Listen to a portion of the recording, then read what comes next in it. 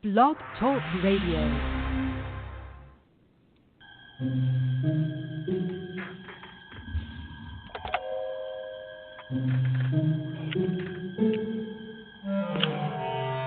Archangels, ghosts, and Bigfoot, oh my.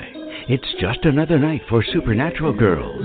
Real stories, real answers to life's biggest supernatural mysteries. And now for another exciting interview with paranormal experts from this world and others. Here's your host, paranormal researcher Patricia Baker, on the one, the only, Supernatural Girls.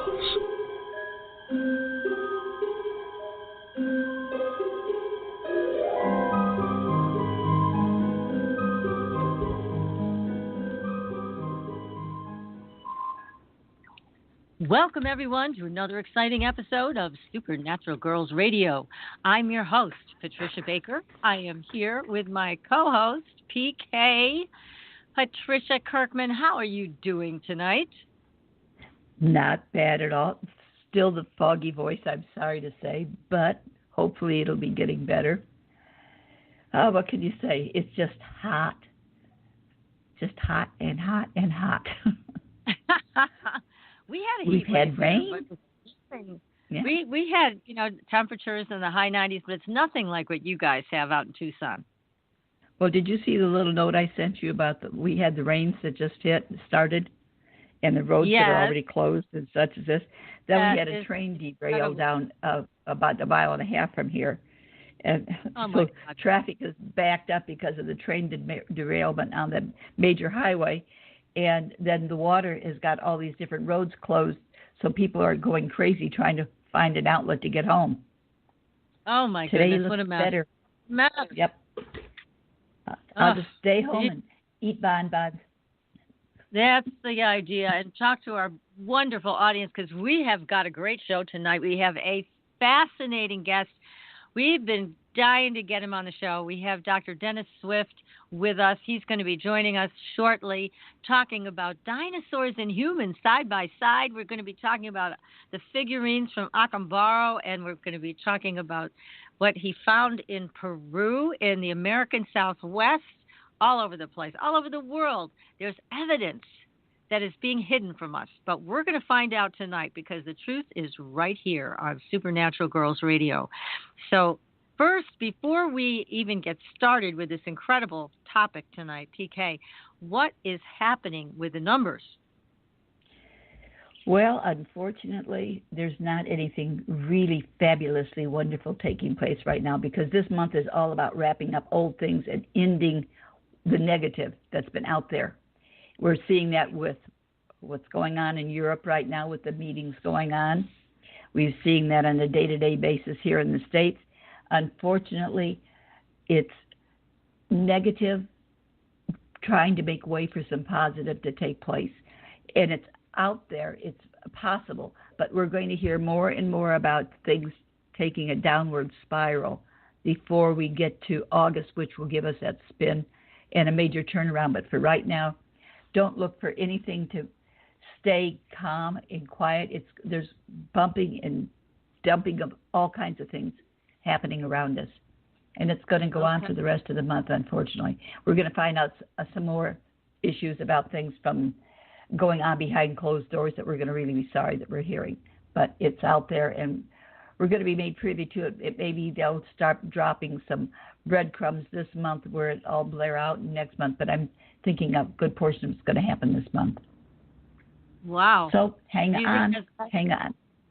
To do with the UFO stuff, we always talk about this possible disclosure. What do you think? Will we get some breadcrumbs on that? I think we may.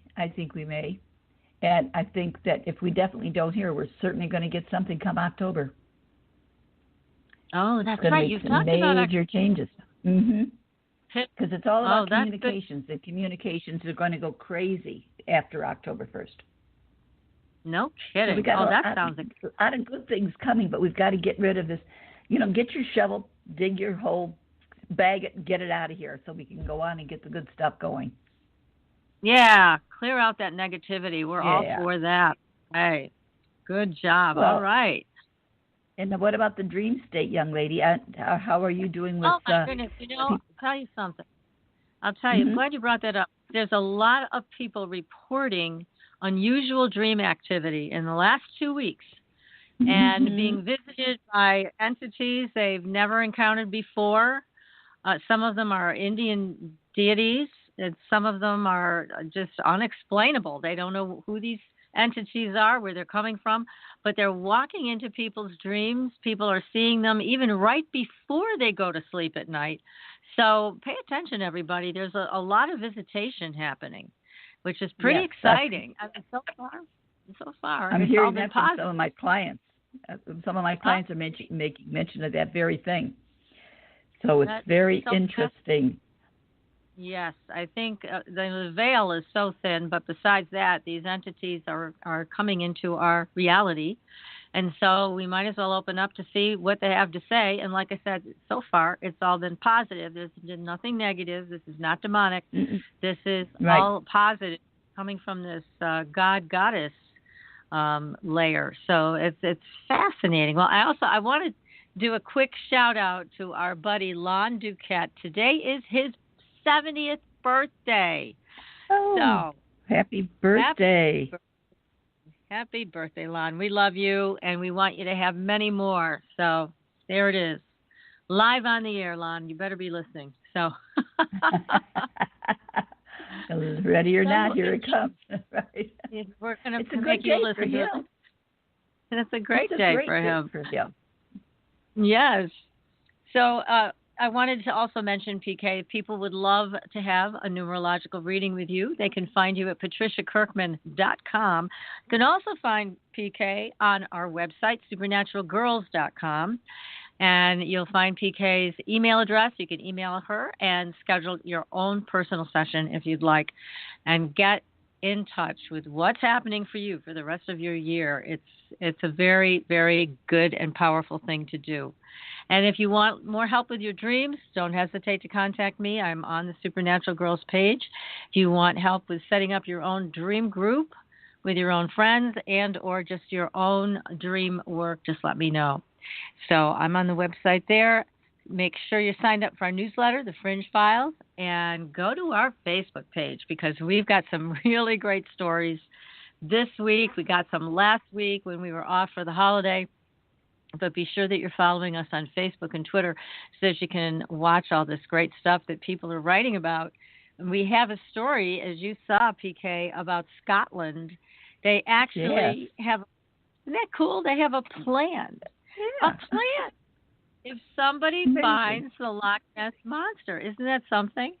So they've started out. This is a great story by Paul Seaburn in Mysterious Universe, and he talks about what would you do if you saw the Loch Ness Monster. So it's a question that people ask, but one group that does have a plan for a real Nessie sighting is the Scottish Natural Heritage Organization.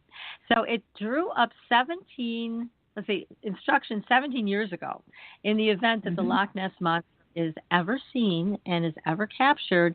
And what we found very cool, didn't we, is that they don't want any harm to come to Nessie. That if somebody encounters Nessie, if somebody wants to take a DNA sample, they must return Nessie to the loch, period. That's it. There can be no destruction of the Loch Ness Monster. So I thought that was a step in the right direction, didn't you? Oh, definitely. It's about time that we started taking good care of things instead of trying to destroy them or pin them in. I know it. And you know, because people have talked about hunting Bigfoot and we're going to kill a Bigfoot and all that. That's really a terrible way to approach any of this. So it's nice that they have this plan. I hope they can keep people to it. It's going to be the hard part. But certainly there needs to be respect for all life and even unusual life like Nessie or Bigfoot or any of the cryptoids that we have talked about on the show that are so fascinating. So, but tonight, oh my gosh, we have Dr. Dennis Swift. Now, you remember we had scheduled Dennis a while ago, but he had come back from Peru and he was ill. And thank God he's recovered now. So happy he's good. On. Yes, that's good news. And I want to tell you a little bit about him. He's a fascinating guy. He's an archaeologist, an adventurer, a cryptozoologist, and he has conducted archaeological and scientific research in Peru, Bolivia, Egypt, Israel, Turkmenistan, Mexico, and the American Southwest. Now, he's considered to be the leading authority on dinosaurs and man living together. And he's also an expert on high technology and ancient civilizations. These are some of our favorite topics. He's traveled the world. He's documented rock art, artifacts, and hidden museum pieces that show dinosaurs. And he is considered to be the leader in this field. He's been on lots of television programs, lots of radio programs. He was on Coast to Coast. He was on National Geographic, Discovery Channel's Weird or What with William Shatner. And he's been featured in the news and articles all over Peru, Mexico, Russia, and other locations worldwide. And we're very honored to have him with us tonight. So, Dennis, welcome to the show. Thank you for having me. I really appreciate the opportunity. It is our pleasure. You are the real-life Indiana Jones of all of these explorations. Now, what is it that drew you to dinosaurs and humans? Well, back in the 1970s, I was at Chaco Canyon with my father in New Mexico. And, New Mexico looks like 200,000 square miles of kitty litter, the desert. So I've always bought 2 or 3 books a week, but I bought this book on by Fran Barnes on the Anasazi Indians of the American Southwest. It had just been published, and in the back of the book was some anomalous petroglyphs, rock art and pictographs, rock art paintings and rock art carvings from the period of the Anasazi and Desert Archaic, from anywhere from about 1500 BC to around 1100 AD. And a few of them they couldn't explain because there were dinosaurs on them. And so then I put that away, and I happened to hear a creation speaker, Dr. Don Chittick, and he talked about dinosaurs and man living together. This was in the 80s. And I said, my goodness, I have a book with that rock art. So I immediately got with some other people, and I went looking for those rock arts. And so that's where we started out on this journey and found them. And then I've been to many countries, have many bona fide, one-of-a-kind artifacts. And they're amazing, anatomically correct. They predate the textbooks that are constantly changing. For instance, we speak of the Acambaro figurines. There are dermal spines on them. Stephen Zirkus in 1991 in Geology, Volume 5, page 295, and following, he found fossilized dinosaur impressions of dinosaur skin, and it showed they had the little spines on the back, some of them, similar to the scutes on alligators, but a little bit larger. And lo and behold, the Acambaro figurines are accurate. But I first heard of the Acambaro figurines back in the 70s with Charles Hapgood. He went down there with Earl Stanley Garner, who had done all the mysteries and was the guy Perry Mason TV series. They happened to go down there in a car on the railroad track. Stanley Garner put his car with a special made thing, and they drove from Los Angeles to Acambaro, Mexico on the railroad track. I hope somebody had somebody to clear the trains ahead of them. Yeah, and so Earl Stanley Garner got involved in that. Charles Hapgood trying to solve the mystery. But there are just incredible things in the Acambaro collection. Like there's an iguanodon dinosaur. It's completely correct the way we'd understand it today, and it was found in the 1940s. And when they first depicted the iguanodon in 1877, they had it standing upright. It kept changing through time, and we didn't get it right till about 1985 to 1990. And here, these ancient people had it correct, and they had to see a living, breathing dinosaur to depict it accurately. So there's many Wow. mysteries about They had to. this. They had to see it to be able to Yes. make these figurines. There's no way that Yes. they could just drink up. Gosh. And also now, they found about 8 years ago a duck-billed dinosaur, and when they put it in the largest C-scan machine in the world, Boeing down in Los Angeles, the material of the dinosaur, they could see that it had stripes on part of it, like a zebra. Oh. And the ancient people, I have a couple of vases where they put the dinosaurs with dermal spines and with stripes like Wow. zebras. So some of them oh were my God. looked at like that. Mm-hmm. Now, So there's just all lots of them. kinds of Yeah, and it's all over the world, but yet this is considered something that's in dispute. Why is that? It's like they can't accept these discoveries. What is that about? Well, once everything gets in control, the academic professions, the schools, the textbooks, it's hard to make a change. People keep putting it away as an anomaly. And you have to build up enough anomalies that it causes an avalanche to overthrow the prevailing theory. For instance, Mary Schweitzer in 2005, first a veterinarian was the person that spotted it and told her the blood that's in T-Rex bones. Well, red blood cells don't exist for 65 million years. They Right. might last a few thousand at maximum, but not 5,000-6,000 or something, but not millions of years. And now they found them in other bones. They found them in Triceratop bones. They've also found spongy fiber in the bones, that their muscle tissue would have been similar to some of them like an ostrich. Oh, good grief. Springiness in the legs. And this still is in the bones. So they have to be fairly recent. And in the Bible, dinosaurs are mentioned 34 times.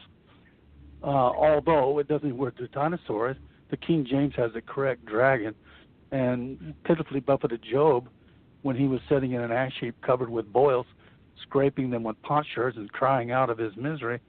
And there's 7 chapters of questions, and one of them is God says, "Where were you?" And he talks about the behemoth with the tightly knit sinews and the bronze-like legs with the big metal-type tubes that would be like bones. Of course, he's describing, and then a tail like a cedar tree. Only a sauropod dinosaur has a tree that looks like a tail like that would be long and come to a tip like a cedar tree. So it's a correct depiction. You had to see a living, breathing dinosaur. Yeah, and so there were these 34 references in the Bible. There's all kinds of archaeological evidence that you've uncovered. Now, with the Acambaro figurines, let's go back to that for a minute if we can, because that was discovered by, who was that? It was a German man, right, in Mexico? Yeah, his name was Voldemort Julsrid. He came from Germany, and he fought in the Mexican Civil War. And he settled in the town of Acambaro, and he ran a hardware store. And in about 1941, he was out riding his horse on El Toro Bull Mountain, and he looked down and saw a piece of pottery sticking out of the ground. And he unearthed it, and he began to find pieces of pottery. So then he hired a guy, paid him less than 10 cents for each piece, and they excavated, and the collection started growing, and it amassed to somewhere between 33,000 and 40,000 pieces. It took over his life, his hardware store, his 5 or 6 room house and bathroom and everything.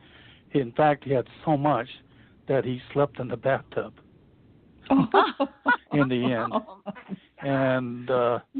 And so people came down, like Lowell Harmer was the reporter with the Los Angeles Times newspaper. He came in 1954 and did an article, and then he also wrote a piece in Fate magazine.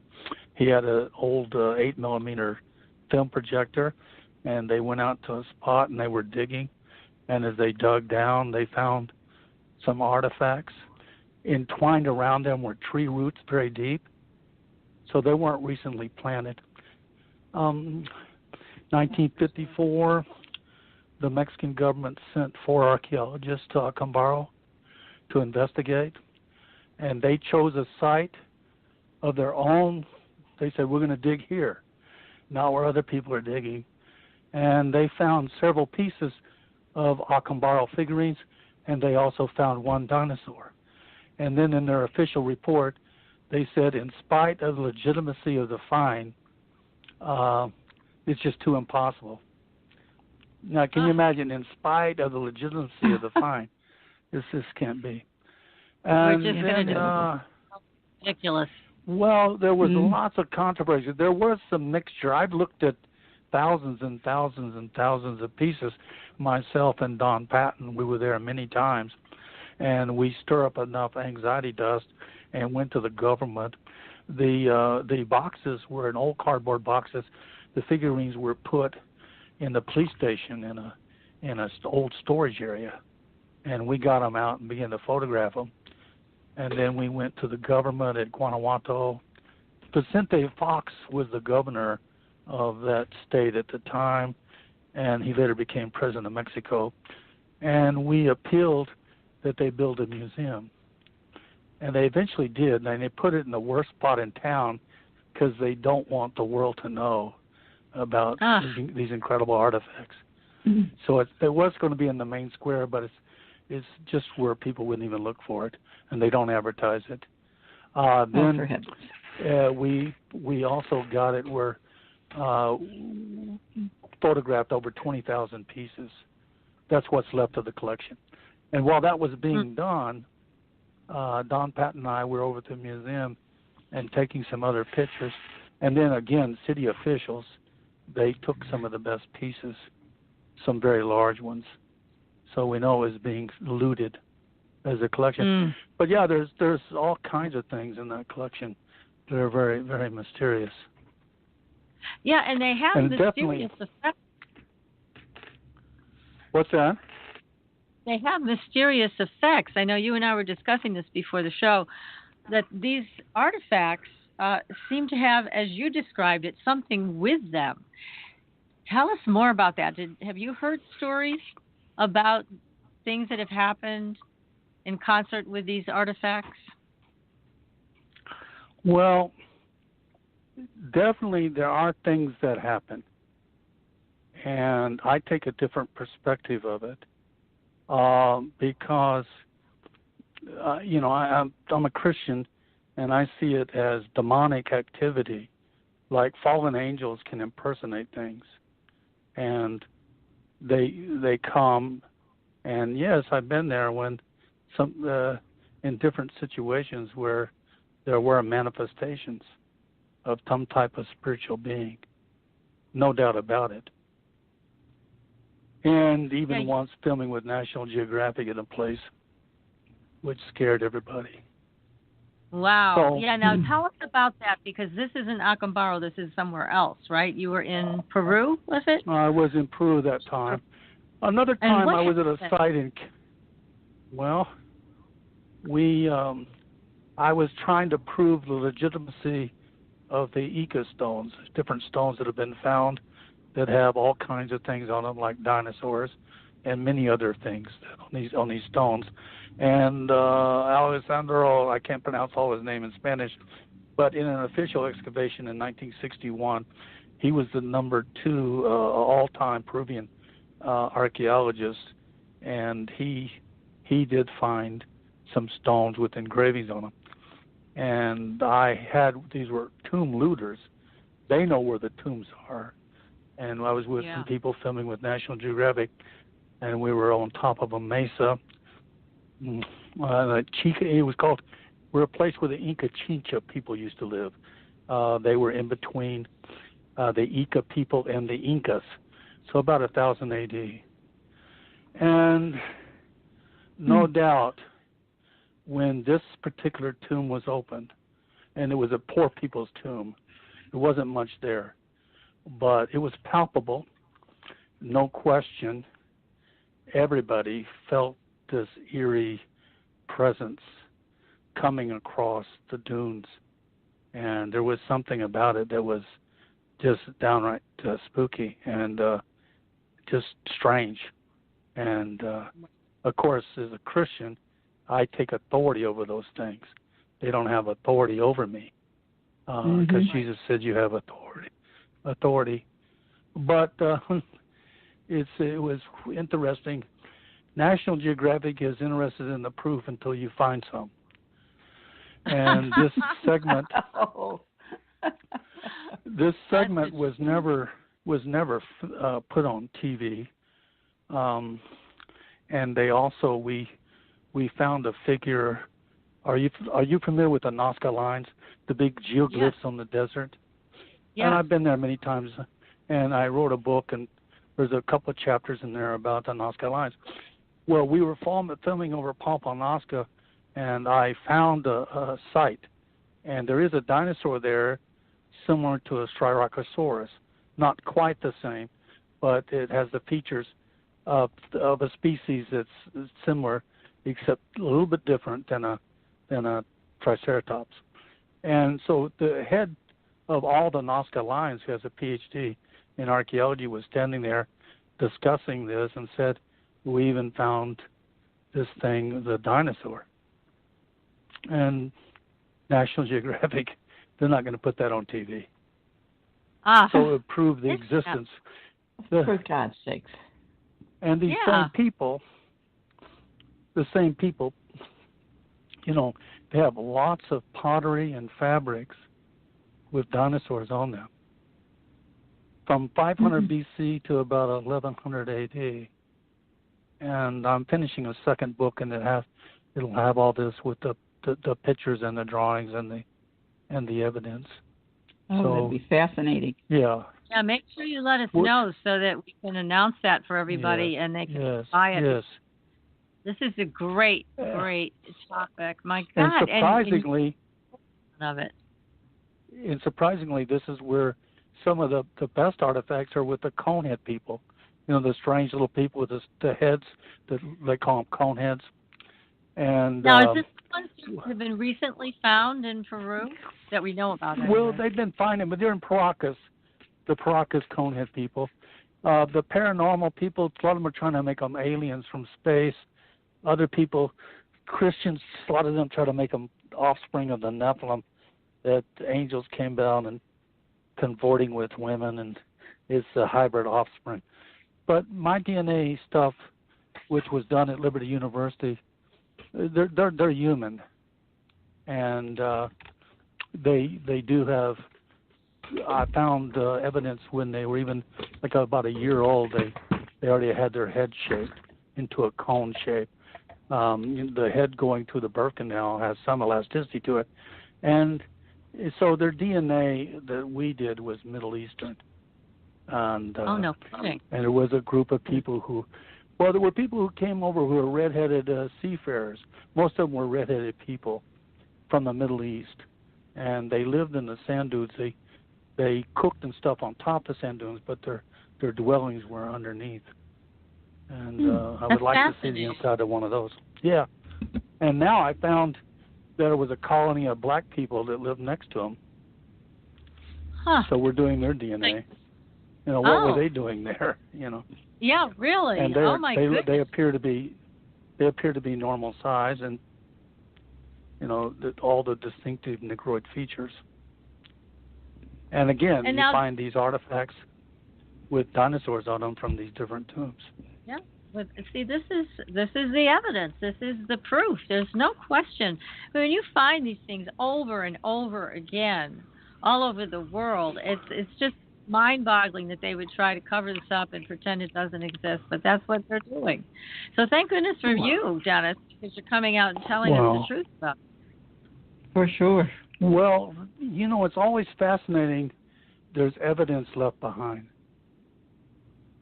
Yes. Now, if I might skip over to say, when Jesus was in the garden and Peter cut off Malchus's ear, the high priest's servant, he cut off his ear. and Jesus Not nice. put it back on. Every time Malchus would look in his reflection in the water or in a mirror, he would know Jesus is Lord. And every time Caiaphas, the high priest, would look at him, he'd know that Jesus is Lord. And the thing is, I find there's always evidence left behind. If the Bible's true about dinosaurs and man living together, then we would find evidence, and there's plenty of it in Peru and in petroglyphs, in the red blood cells in the tissue. That's all evidence supporting that they're recent, not millions of years old. Gosh, incredible. Well, we're going to take a very short commercial break, Dennis, and we will come right back. We have a lot more to talk about. This is just so fascinating. I know we're learning a lot listening to you tonight. So stay tuned, everybody. You're listening to Supernatural Girls Radio, and we will be right back.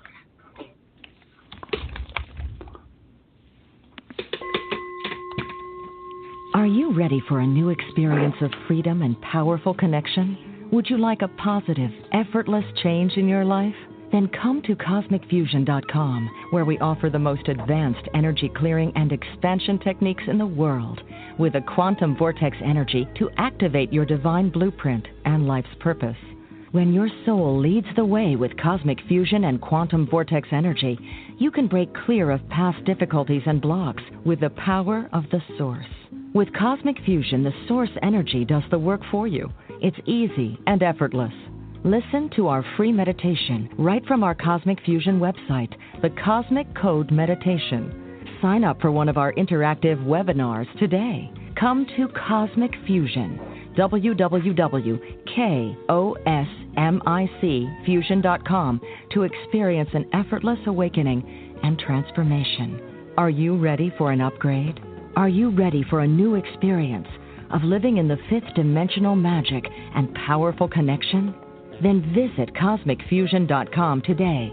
CosmicFusion.com.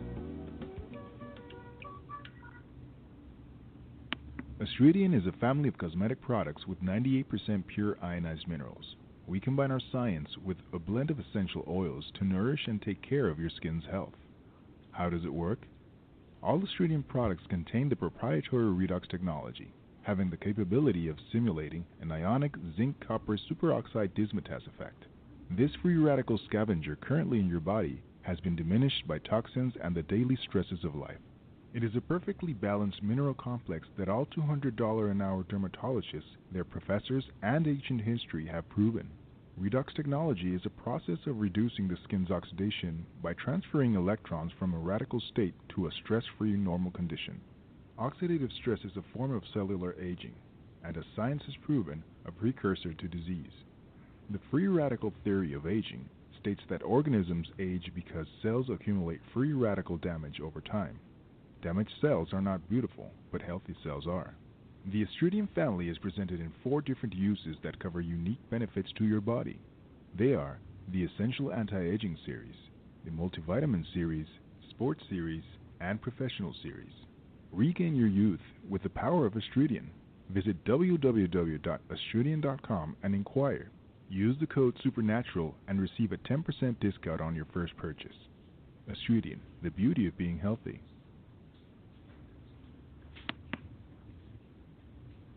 Your property tax bill. Have you seen it lately? It's frightening. Your property taxes are going up while your home value is going down. It's time to fight back and win. For the real truth about the property tax system, get attorney Pat Quintilian's book, Are You Getting Screwed on Your Property Taxes? How to Find Out and How to Fix It. Attorney Quintilian answers all your questions and gives you the facts you need to fight a property tax bill that is spiraling out of control. You'll also read about what happens to property owners who don't check their property records, only to find out too late they're taxed on square footage, fixtures, and even buildings that they don't own. Is this happening to you? Learn your rights. Buy attorney Pat Quintilian's book today. Are You Getting Screwed on Your Property Taxes? How to Find Out and How to Fix It. Available on Amazon.com. Welcome back, everyone, to Supernatural Girls Radio. I'm your host, Patricia Baker. I am here with my co-host PK and our fascinating guest tonight, Dr. Dennis Swift, an archaeologist, adventurer, and cryptozoologist. And he's at the leading edge of dinosaurs and humans living side by side. So let's go forward with this conversation. I want to just talk again about the Acambaro figurines because this was just, I mean, museums refused to accept donations of these artifacts. They said they were fake and they didn't want anything to do with them. So it's a terrible shame. And as you mentioned, a lot of these figurines were looted from the original museum that was created for it in Mexico. But I have a story that I shared with you earlier, Dennis, about a friend of mine whose grandfather invented the Bell helicopter. And he was fascinated by the paranormal, and he got involved with the Acambaro figurines and apparently acquired quite a collection. And a couple of them he brought up to upstate New York, where they were taken to a scientist. And the scientist took some of the figurines that were called, I guess, creator gods, put them in a cage with mice. When they came back the next day, the mice had changed, and they now had fluted ears that looked exactly like the fluted ears on the Acambaro figurines. They were absolutely amazed at what they were looking at. They couldn't believe that this happened overnight. So anyways, my friend's grandfather took these artifacts back with him and put them in his office. But even though he was a very familiar person with the paranormal and really loved all of these topics, those figurines really creeped him out. So he ended up packing them away. He didn't want them in his office anymore. And as you were talking about earlier, that some of these things come with other things. And certainly there's more to these figurines. I mean, they don't look anything like pre-Columbian figures. They look really, really different. And some of them seem to have some type of power on their own. What do you make of that, Dennis? Well, there's several things about the collection. One, they're not like the Chipicaro. They're not made the same way as pottery. They're not like Tarascan or Aztec. It was a different method the way they did it, although it is a two-slip method, an old-fashioned way of making the pottery. But definitely it is a different culture, and it may be the oldest culture, which the Mexican government and others have fought. And there was a gentleman, I'm sure he's dead now, but this was about the year 2000. We were there, and he was the head of the National Archaeological, INA, of all Mexico archaeology. And he was one of the early guys in on Acambaro, and they tried to cover it up. And he tried to dissuade us, but my friend Don Patton and I, we smuggled in a little camera, and we took pictures of documents that were down in archives at INA. And so it proved that there were many, many things there. And I will tell you another thing that happened. Acambaro might have been a population of 10,000 people at maximum during the 50s. And when Jules Ritt died, the Mexican government sent in the army, and they sequestered the city. Yes, they sent in the army. Oh, I'm telling you a fact. Because of these artifacts. Mrs. Jules Ritt was taken to the only hotel in Acambaro and was under house arrest. And so they went through and took the collection, most all of it, and went through what they wanted to get out of it, and then returned the rest of the items. Now, the family's a little bit embarrassed about this, and they don't want anybody to write a book about it or anything and put it in a book. But it needs to be said because it is true. They did do this, and it's well documented from the people who were there, the family and and people who lived in Acambaro at the time. So, yeah, there were things they wanted out of that collection. The question But is, why? what? I mean, yeah, why? Because we understand, as you explained it, that there's a certain way that we're taught to perceive history, and they don't want that disturbed. But for the Mexican government to send the army in, that tells me there was something else going on for why they wanted And not these only, yeah, well, I have my belief system about aliens, as I mentioned earlier, but if you look at some of the Acambaro figurines, there's still a few left. They look like aliens. Yeah, some of they them. do. Mm-hmm. So, and I have one that's really astonishing, the photos of it that we took. But there's many little mysteries, around this collection, and it needs a lot further investigation. I hope to put a chapter or two in a book. Every time an old person dies, it's like a library burning down, and I'm getting to the point that I need to put some. I have some other. I wrote one book, and I'm writing 2 other books to put this information down and take pictures and stuff and make sure it's well documented. And there's many mysteries associated with things that we just go, how can that be? And but they wanted that suppressed, and they found, as you know, in the collection also, like the teeth of the Owen cavernous, a rare horse that was supposed to be extinct in the Ice Age, and only not even paleontologists would have probably known about this horse at the time. They found the ceramic figurines of it.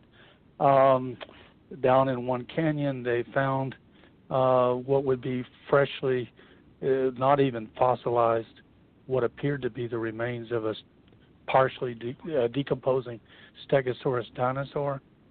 There's many things about this. And it appears that this civilization, the area was a large lake, and they lived on the edge of it and then buried these things. But, yeah, what can you say is, as far as, there's things that just can happen with these artifacts. It's dangerous. Sometimes it's dangerous.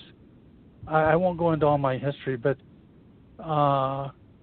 one time I was in Peru and went with my wife, and literally at the hotel, first of all, the shamans and stuff, they know when you're coming. If you disturb the atmosphere of coming, and I'm a Christian, and so there's 2 or 3 attempts on my life.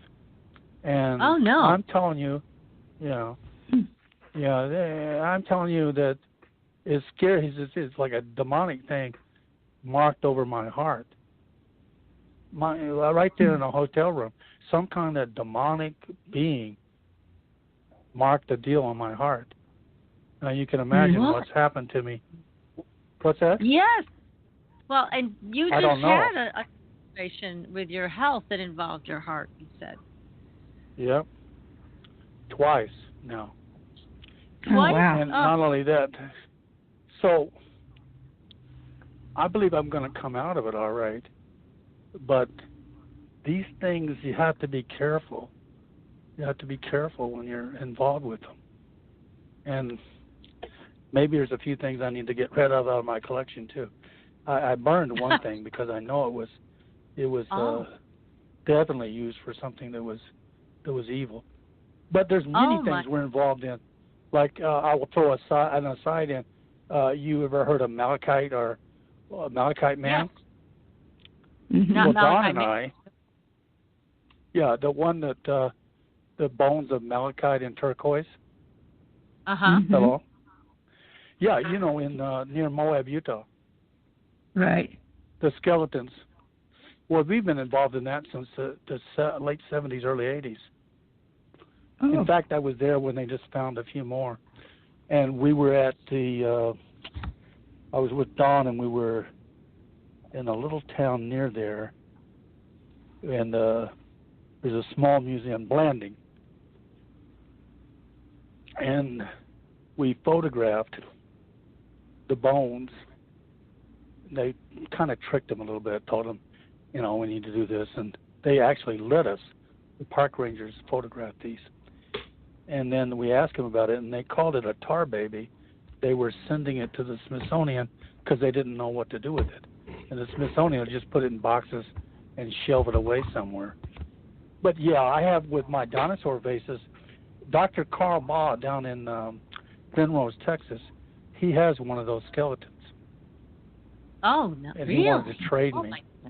Yeah, he wanted to trade me, but I don't have use for a green malachite or turquoise man skeleton at my house. Wow. Certainly a conversation but piece. Here's another one. How do you, in Dakota sandstone, and these were not Indians, the number one guy in the world at the time was a forensic anthropologist. He wrote a book, Dead Men Do Tell Tales, and he examined them. They're not Native Americans.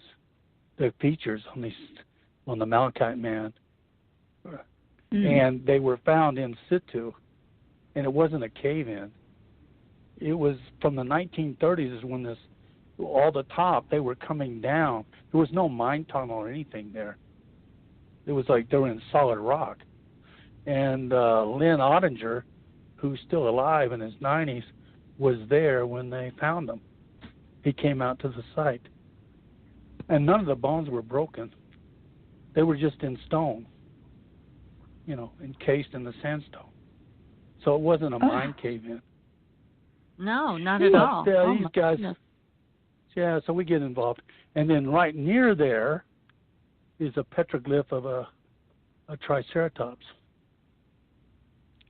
done by the Anasazi Indians, a petroglyph down in the canyon. So there's evidence everywhere. You just have to. But, I would say to you about Acambaro, it's worth the trip down there. And you could also talk to the curator at the museum, and they would probably let you look at some in the, out of the boxes. I mean, it would be great to see those. I would love to. And, just even looking at the pictures. And I encourage our audience to look at the pictures online and look at the pictures I have in the slideshow for tonight, because they're just remarkable. I mean, there's pictures of these figurines, and so here's the dinosaur. I'm looking at one right now, and there's a man riding it. Yeah, he's riding it. I mean, it's just, you can imagine that. This could have happened. I'm going to say that there was a man who was, and I won't give his name, but he was at the Smithsonian in charge of a large extent. He's a paleontologist of their fossil collection, dinosaurs, and he contacted me about the Ica stones, because there's an Ica stone with a man riding a dinosaur. It's on my website too, where Triceratops. It didn't have 3 horns. It had 5 horns. And it had a ridge along the back. And the Indian-type person has a blanket over it, and there's that skin. It's correct. And we didn't know until 2006 they found the lame Triceratops, what the skin pattern is like. And the skin pattern is correct on the stone. Plus, they had 5 horns, not 3. Every textbook in the world is wrong. The best, they broke off the horn, they called a huco horn, on both sides, down below on the crest of a Triceratops, which I call it Cincoceratops because of 5 horns. And it broke off. They broke off during fossilization. There's only 2 of those that they've ever found, and the best preserved is in the Smithsonian. And this guy sent me this information, which I'm going to put in the book with the paintings and the photographs of it. So again, they had to see it up close. Yeah, I mean, I was amazed, Dennis, when I read all of what you've written, and then I had no idea. All I knew about when I started this investigation on my own was about Acambaro, but you've brought all of these other areas to the forefront in Peru and Egypt and Bolivia and Turkmenistan. I mean, there's American Southwest. There's so many places where this evidence exists, and that's something that it's amazing. I have some vases. You know, at Saqqara in Egypt, we use diorite to cut diamonds, and yet they make vases out of diorite that are perfectly balanced. Perfectly balanced. And I have one that's unfinished. Yeah. Oh, they are so perfectly balanced, we have no way to make one. We can use a double-sided tungsten steel drill, diamond bitted on the side, water-cooled to drill a hole through it, but we can't shape it. Right. I was on a program, and I said, now, I'm a Christian again, so I said, Lord, help me, because I don't have any. I'm going to be on this show about Egyptian things, and I don't have these artifacts. And I felt the Spirit say, you will. And within a couple of weeks, I have some of those artifacts. And I have one that the guy is unfinished on the inside of the vase, and it looks like some kind of ultrasonic drilling. Because when you use, those little spirals that, like, if you use a drill bit, it leaves little spirals in the wood. Well, this has spirals in the granite, but the spirals are like this. When you go to quartz and feldspar, if you set up a synchronization vibration of sound, it'll go faster to the quartz and the feldspar. And that's exactly the way this vase is on the inside. Oh, my God. Incredible. So they had to be able, and they also made things that we could not, like vases that have a tip that if we try to hold them up to put a flower in, it'll fall over because it's sharp pointed at the end. But they perfectly balanced it so it stands up. And it was the most prized objects. See, the most prized objects of the Caesars, they wanted those vases. Now, Caesar, Augustus, anyway, they paid the equivalent of about $5 million today for just one of those vases. Plato wrote about it. God. Yeah. Oh, my goodness. Now, the same with Acambaro.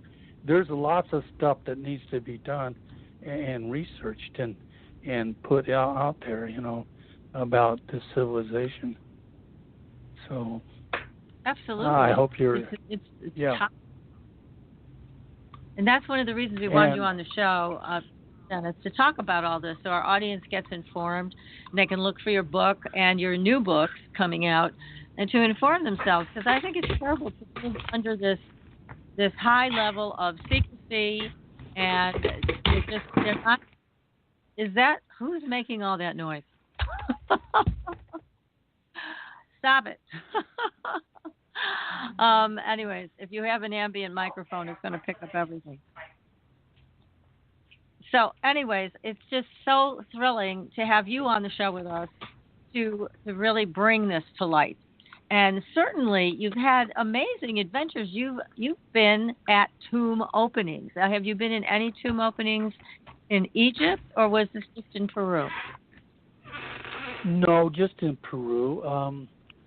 I've been to other places where, the various things, like Turkmenistan at the time. I imagine maybe only 2 or 3 people have ever been there to the one spot where it was the longest dinosaur trackway in the world. Now it's the second longest. They found one longer. But where the dinosaur tracks and the human tracks are together. And then the longest cave in the world is in Turkmenistan. It's probably about 30 miles or more. And I went in there with old Russian equipment. It was very strange because we went up there and the hole is just about twice the size of a man's body, and you had to crawl in for about 40 yards or something and then drop in. And we had old Russian equipment.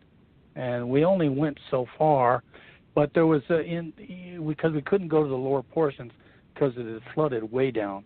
But On the other side, it's like, I think it's onyx, but it's all white.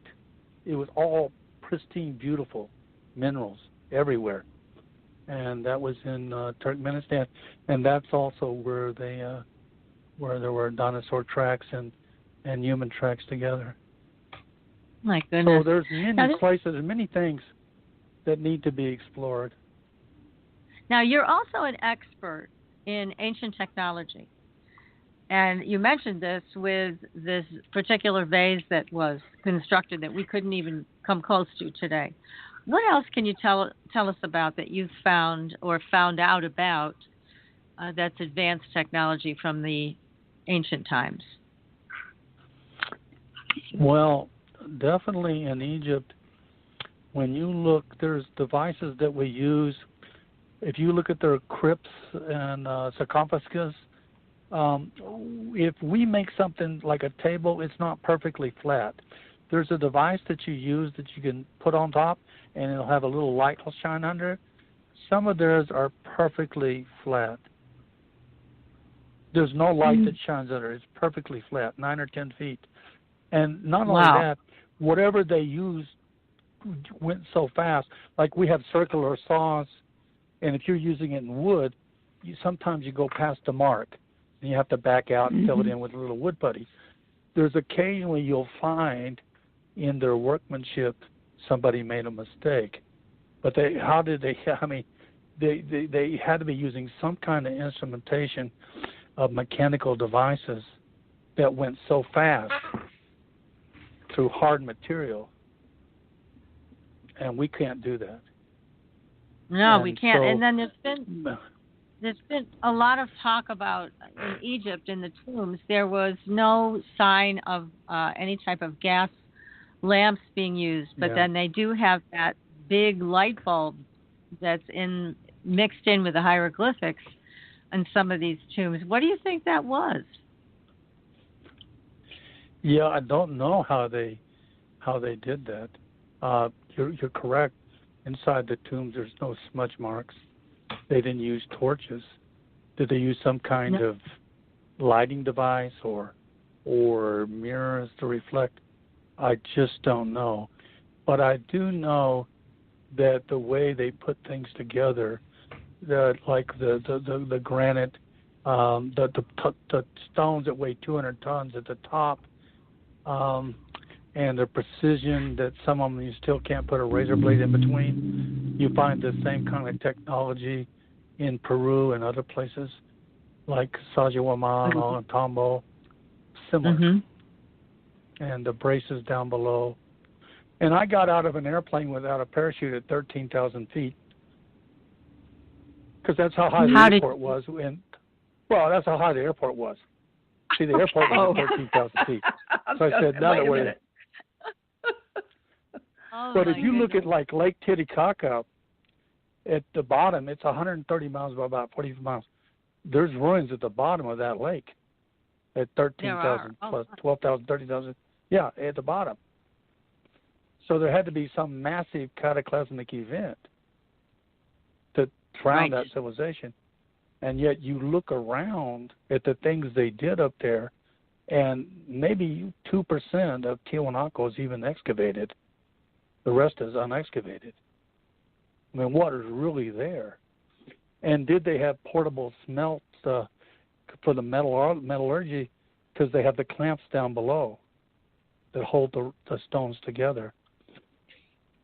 And then the deepest canyon in the world is not the Grand Canyon, it's the Cotahuasi, which is 2 miles, 300 meters. It's in Peru.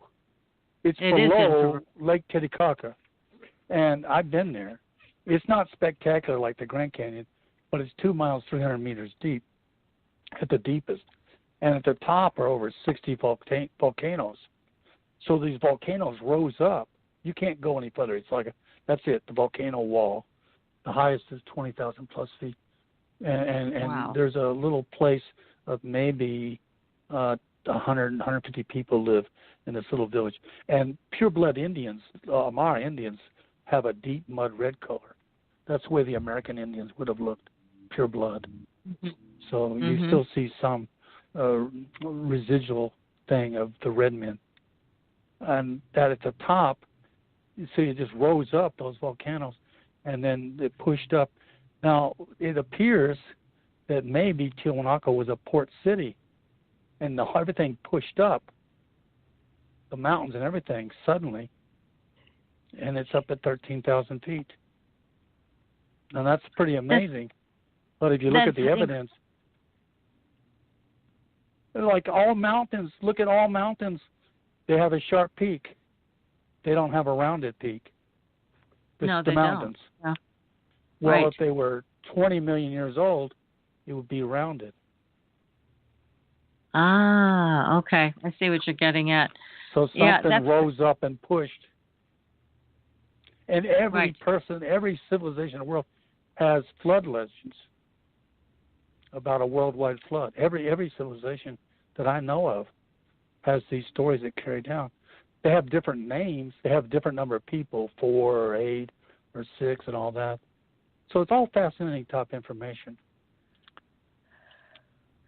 Gosh, but from a creationist perspective, Now think about fossils aren't forming right now. Fossils don't take millions of years. You have to have something happen very fast. So it has to be the right conditions. Mixing it like cement. And then it has to be heavy, pushing out the air molecules to form and to bring the impression. So in the fossil record, you know, we found over 1,014 living fossils. Now that's a misnomer, isn't it? Oh. Something. Yeah. How can you have a living fossil? Right. How can you? So that says that you got real problems with the given theories about evolution. And, you know, if you go back to everything goes back like Ur the Chaldees, how long ago was that when they had writing? Only about 6,000 years ago.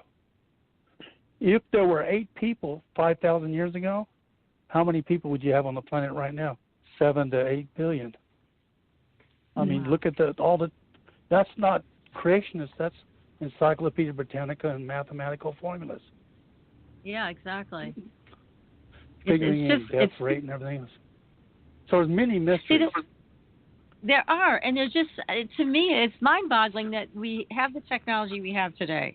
But we don't let all of the truth come out. So how can we possibly get to the bottom of any, you know, if a lot of these pieces are being hidden away? It just is not fair. You know, pride. Alexander Solzhenitsyn had an earthy statement in the Gulag Archipelago. Pride grows on the human heart like lard on a pig. See, the problem is people can't admit that they're wrong. Yes. And I think you've another agenda, though, too, Dennis. I think you've clearly identified when you mentioned the Mexican army coming in and taking over Acambaro and putting that poor woman under house arrest, that there is something else that they might have a glimmer of, but they want control over certain things, and they're not going to let the public know what those things are. And that's why we took photographs of the reports and stuff in the archives. And Don Patton, do you know Don Patton? We don't know him, no. He's an interesting guy. He's also a creationist, but he would have some different tidbits of information that I don't have about that, because he was photographing and he might be able to enlighten some other things about Acambaro. We've tried different methods. There are people there, other people who have figurines from that time period, but they won't sell them. But I promise you, what you need for your house is a malachite green man skeleton and some Acambaro figurines. That would fit right in over here. Let me tell you, the living room. Yeah, it would fit right in. My husband would love that. So maybe I better not mention it. What do you think, PK? I definitely don't tell him. Yeah. But again, it's just the mysteries. Yeah, the mysteries of this. Now, I do have a question for you that just came in from the chat room. Somebody wants to know, can you please explain what creationism is?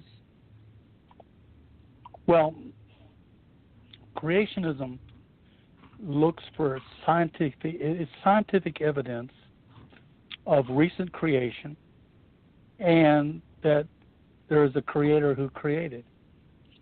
So that's basically it. And we find, that, like, for instance,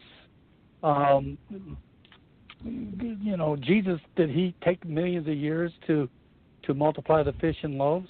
No, the fish became immediately multiplied. Is there any evidence in creation that God did it instantaneously? How about the world's tiniest mystery? For instance, there's plutonium-14 radioactive material in granite. It disappears faster than you can blink your eyes, and yet it's captured in the granite.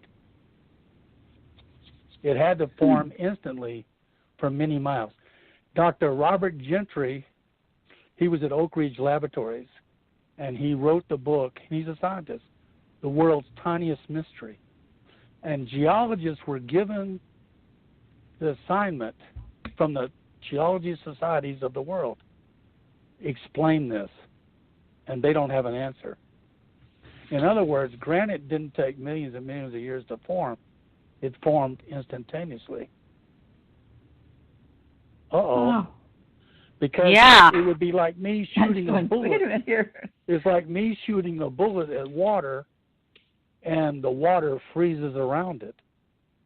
So it has to freeze really quick. And for the plutonium halos and radioactive material to be in the granite, it had to form instantaneously, and some of it up to a minute. But it was fast. Oh. Wow. I've got to wrap my mind around this one. Yeah, I was gonna. Yeah. People it say really does. People say they're looking for evidence, but what kind of evidence are you looking for? Mhm. Yes. If you don't exactly. know what you're looking for. And it's not a question of bias, but what is the best bias to be biased with? You cannot bypass your bias.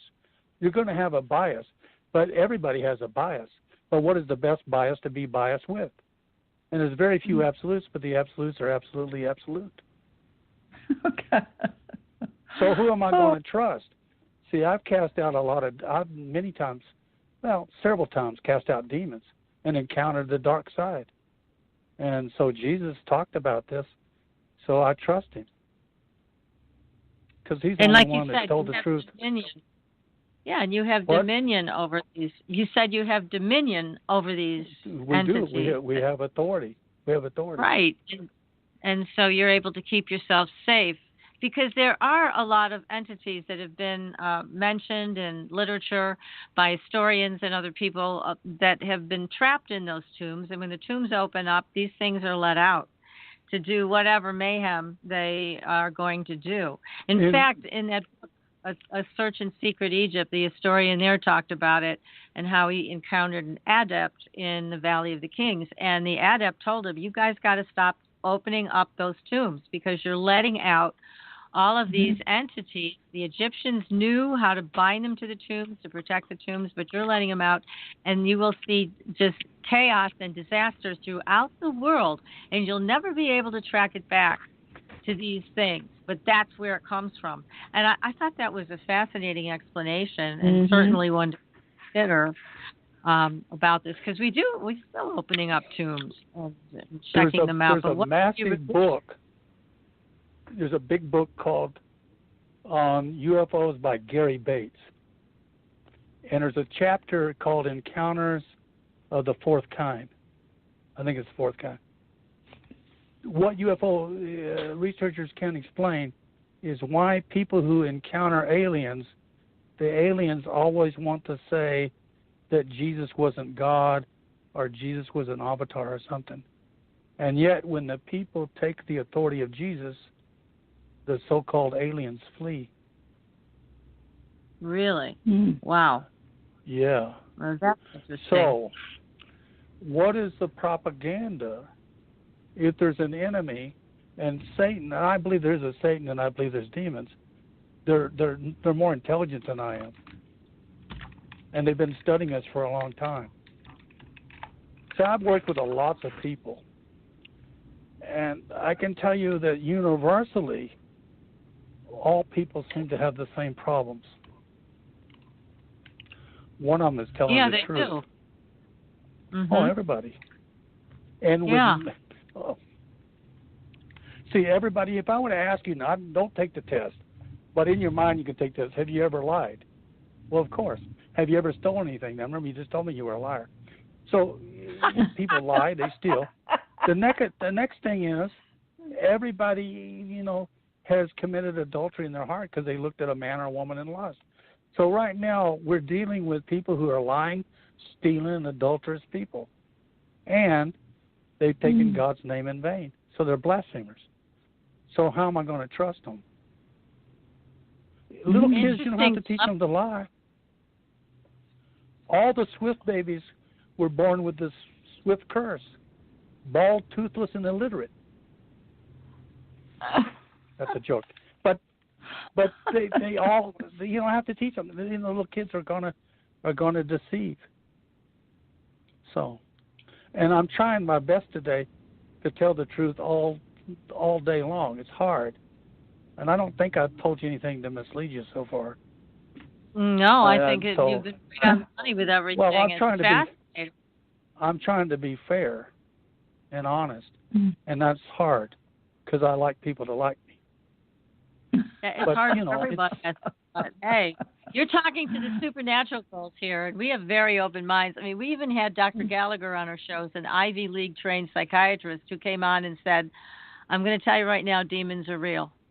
And it was a great show because here's the guy who is committed to telling the truth. He said, I don't care what my colleagues think. I've had these experiences. I know the difference between somebody who's mentally ill and somebody who is possessed. And it was fascinating, hearing from him. So certainly, we agree with you. These things do exist. They have a lot of power. And we are being absolutely silly if we don't think they exist. They do. They do. There are dark forces, and we need to get ourselves up to speed and as conscious as we can possibly be. You talk about being a good person in terms of telling the truth, so that's part of it, but also being conscious, not going into denial about things that we don't understand, but being willing to open up to try to understand. We need to. Yeah. There's just so much that we're in a fog about, that we don't understand, and you would like to see, I've seen a few people with, that actually incredible things happen, around them in their ministry, the miraculous. I mean, there's just things that happen, and I have to admit that it's there. But other times, we all have doubts, and we waver, and we go, what about all this? And there's just so much we don't know that leaves us in a quandary sometimes. We still don't know how the pyramids were built. No. We still don't know. It's like we're so far, we're lost when it comes to understanding their technology and how they did what they did. We still don't understand it. We really don't. It's crazy. They could move. They could do things. There are areas that they were advanced in that supersedes us, and in other areas they were just very primitive and were way behind us. And you go, wow, what did they understand about alignment? And of course, you're familiar with Coral Castle down in Florida. And I remember that 25, 30 years ago, and I have a lot of stuff on that. But that's another, somebody gets a little glimpse and breaks part of the secret open and is able to do some incredible things. All fascinating. He was those granite blocks, and he never did reveal the secret. But he said he found it in the library. He was reading some books in the library, and that's where he found it. He was able to put the equation together and figure out how to lift those big granite blocks and coral blocks, I should say. There's people who do get, like you said, glimpses of the truth of what Egypt was all about, or some of these other cultures, what they knew. I mean, Egyptians even knew that heat kills cancer. And that is in some of their hieroglyphic writings. They knew this. And yet here we are so many years later using all these other toxic methods to kill cancer when heat can kill cancer. And there's actually a company called Celsian that I worked for many years ago, and they used microwave technology to kill cancer. I believe it had to be above 106 degrees, but it was highly targeted and it worked. Yeah. But ancient Egyptians knew this. They knew this thousands of years ago. Yeah.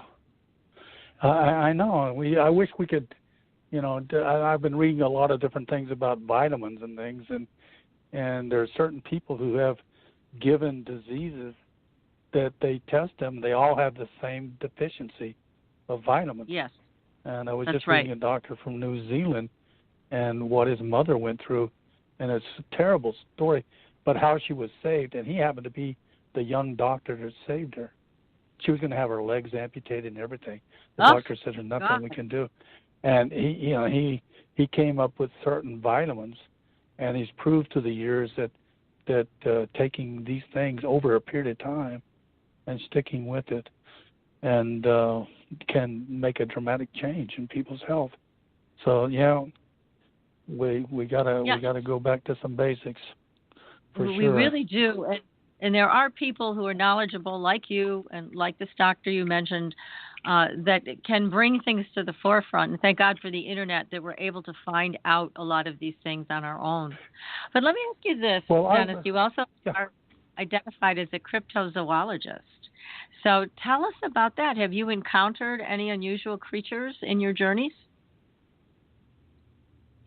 Well, I have never I have friends who search for Mbembe, William Gibbons. He's down in Africa, in the Cameroons and the Congo. The Congo, the swamp is larger. The Lagotoli swamp is larger than the state of Florida. I was just in the Amazon last October, and I didn't see a dinosaur, but I went to a spot that is it was remote, and it happened to be discovered by accident. But here's a hunting scene. Here's a guy. There's 8 warriors, and there's a dinosaur. And this is about 4,000 years ago. And they're surrounding it. And then, of course, there's people worshiping the sun. Next to it is a painting of people on their knees, and you can tell they're worshiping the sun. And then over on the other side, ppornography. I mean, there you go. But here's that's kind of true everywhere too. The human nature. So. But I have looked for things. I have a lot of stuff here, footprints of Bigfoot. As I say, I have a T-shirt, and it says it has a picture of Bigfoot, world's champion, hide and go seek champion. Cute. And I have a guy, another friend, Dave Watzel. And I've tried some looking for pterosaurs down in Mexico, pteranodons and pterosaurs. And he's just in New Guinea looking for a pterosaur. So there may still be some leftover species. There is a giant turtle that is in Science Magazine 1958, and it's very large. And it was supposed to be extinct like 150 million years ago. Well, it's still alive. And there's little villages down there. Yeah, it's and they catch them and eat them and stuff. And we're thinking, but the last I checked, there was 1,014 living fossils. Animals are supposed to be extinct that are still around that they find. So no doubt, I don't know. There's been spottings in the Amazon of the ankylosaur type dinosaur, and they even found a footprint that's of a dinosaur down there. So it's very possible. It's got to be, not too many left for sure, but there's just, I never found anything, but I've looked for a few things, and a lot of my friends, they spend a lot of money, and I don't have a lot of money. And I also have a lot of friends who search for Noah's Ark. They're always out going to Mount Ararat. Don Patton, Don Shockey, Carl Baugh, a whole list of people who searched for Noah's Ark. And I'm not sure it's on the mountain they think it is, but maybe. Yeah, it's a that's worth a look, right? Yeah, they're out there doing it, Good for them, and good for you. But, There's just so much we need to know, so much, and I would love to see all of this come to the forefront. PK, I know you do too. It's really important information. It's part of who we are. And when it's hidden away the way it's been, it makes things, I think, too challenging.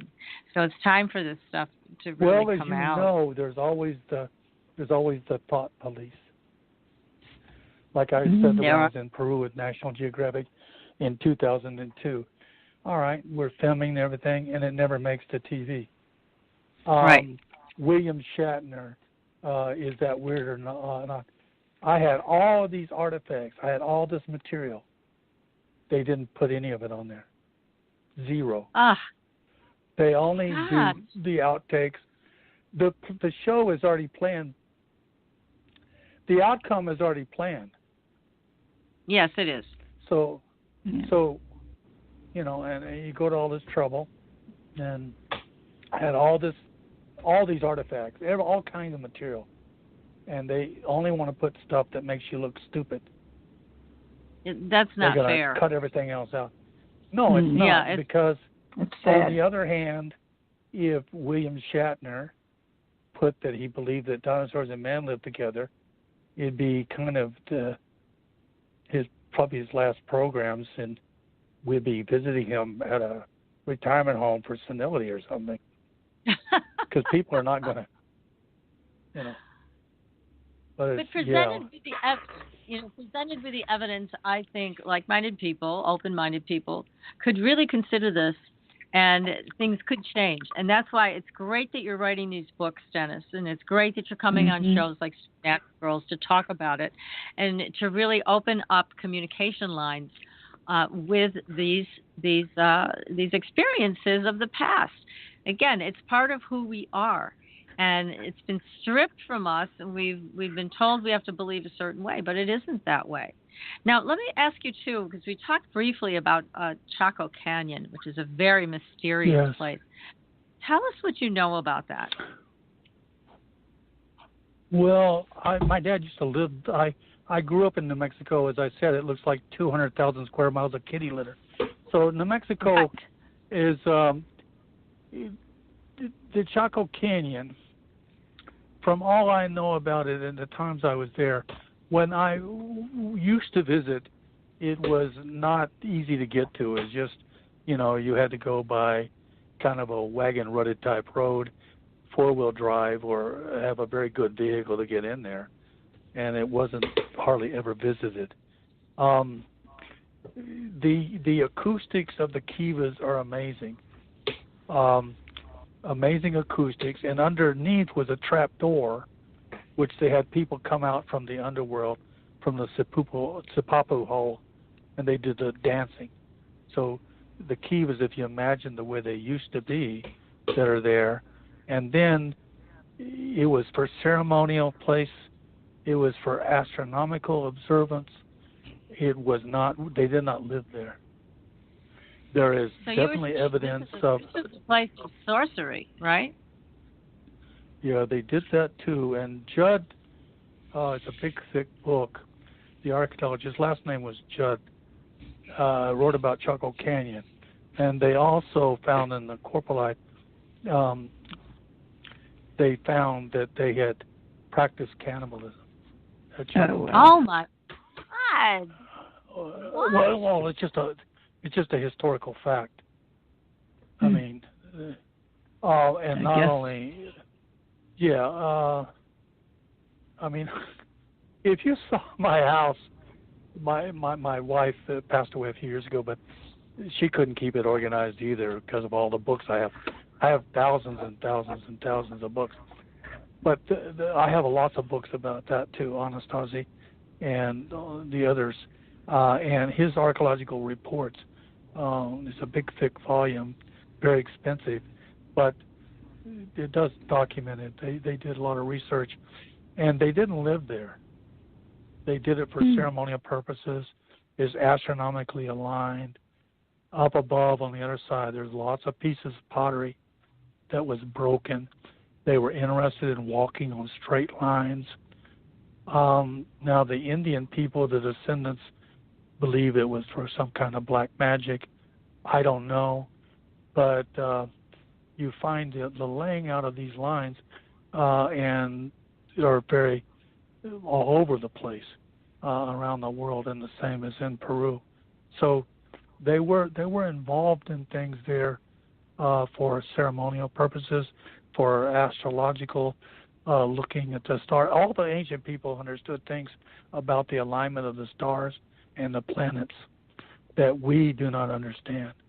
So something along those lines was going on there, and some bad things too. So that's what I know about Chaco Canyon. Fascinating. Now, would you please also, Dennis, tell people your website so they can go to your website and be a part of your books and everything else that you're doing? Yeah, I have a website called dinosaursanman.com, dinosaursanman.com, or they just put Dennis Swift and dinosaurs, and they'll find there. And the book is about the ecostones and dinosaurs and man living together. So they can. And you have two new books you said that you're working on now, so that people can buy your original book, but you have two more coming out. So please promise that you'll let us know when your books are going to be available so we can let everybody know. We'll put it on the website for you, and we'll have you back for sure. We've only scratched the surface of all of this, I know. Yeah, and well, it is. Yeah, I've enjoyed talking with you today. It's a pleasure. This is. When you have information and you walk around, most people are just caught up in politics and day-to-day existence, and you sometimes would like to just discuss some other things like this with them, but their lives are busy. So I'm glad that you've had me on the program today. Oh, we've enjoyed it immensely. Yes, you're a great guest. Just terrific guest, and we're going to have you back. And let us know as you come close to publishing the next two books, and then we'll help you promote them on the show and talk about all the new information that you're going to be releasing. I mean, this is so important. All of the work that you're doing is incredibly important for all of us, and we just can't thank you enough. It's been wonderful, wonderful evening. Thank you for the encouragement. Encourage is a compound word that means to pour in courage, and discourage is a compound word that means to take out courage. So thanks for encouraging me. God bless you. Oh, bless you too, Dennis. God bless you. Been a delight. Yes, thank you so much. And we are going to keep in touch with you for sure. And next week, everybody, I wanted to let you know that we did have a bit of a glitch of an audio problem with Spreaker, but we will be broadcasting from Spreaker next week. We also now have our own iHeart channel, so you can find this show and all of our other shows on iHeart, on Blog Talk, and on Spreaker. So you will find us in all three places, but our live shows next week will be on Spreaker. And we thank you for your patience, everybody, as we switch back and forth. We're just trying to get you the best possible audio experience. And again, thank you so much for joining us tonight with our great guest, Dr. Dennis Swift. Make sure you go to his website, get his book, and we'll keep in touch with everybody about the next two books that are coming out that I know are going to be so incredibly exciting. So until next week, everybody, we will see you on the Blue Highway. Good night. Good night.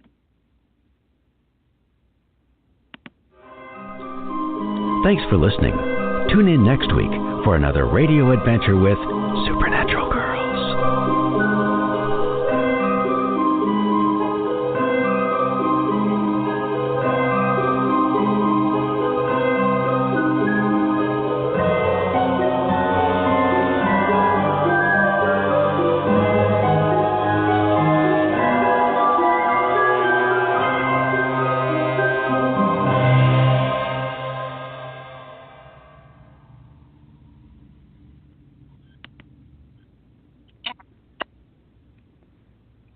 Patricia? Yes, ma'am. I apologize. I had my phone shut off, but it was plugged into the computer.